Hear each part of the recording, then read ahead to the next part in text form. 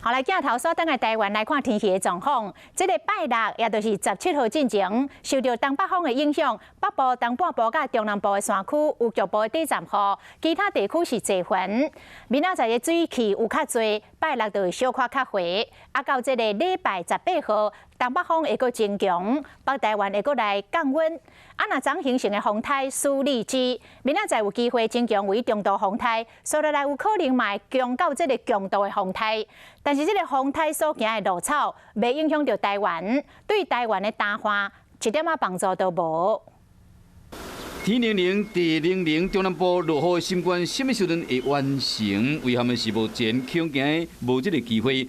大家拢风台苏力基看会使愈来愈强，加上个雨水来无又较强，明仔载有机会增强为中度风台。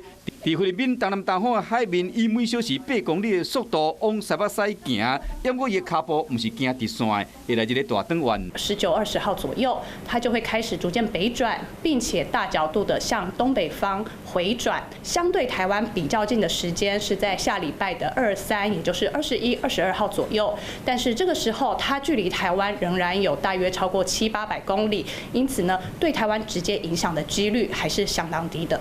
苏力基离台湾上远，未来除了拜四、拜五2天受到东北季风的影响，北部、东北部早暗天气比较凉冷，有小可落雨以外，未来一礼拜拢无雨。从17号，也就是礼拜6之后，会有一波东北季风在增强，但是这波东北季风带来的是比较干燥的空气。未来1周，其实在台湾西半部地区还是没有明显下雨的条件。